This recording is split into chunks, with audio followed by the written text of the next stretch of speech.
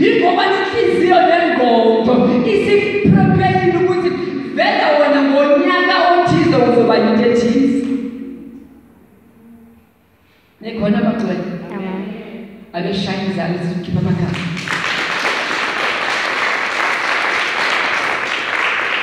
Bangcwele ukuhlala kuNkulunkulu kuyisibusiso.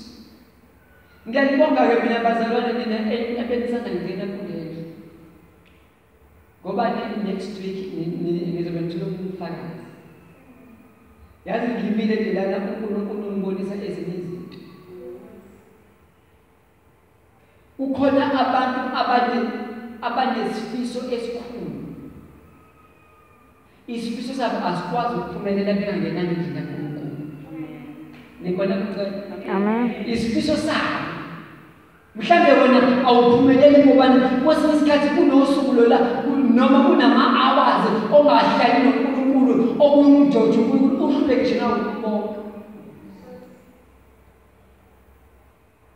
Verse 17 bazalwane ebekade ngufundile ngalokho ke ukukholwa kuvela ngokuzwa. Mawuzokholwa uyezwa. Nikhona bazalwane. Ukholwa mawamkela inkosi njengoNowe. Mawamkela uJesu njengenkosi nomsindisi uqala uzwe. Nikhona abagcwele. Uqala ngokuzwa. Sisesikoleni namhlanje ngishumayeli. Uqala ngokuzwa kuyima ukholwa. Amen bazalwane. Bese uyavuma ngomlomo. Awu kodwa bazalwane khona. Uma uvuma ngomlomo awenzeli uma umntolo, awenzeli ulwandle, kodwa uzivumela ngomlomo wakho. Ungasikhohlisa thina. Mhlawumbe ukuthi ukhohlisa uprofeti, hayi uNkulunkulu uzokwenzela okusha phezu kwempilo yakho ngokuthi uvumile uNkulunkulu uJesu njengenkosi nomsindisi.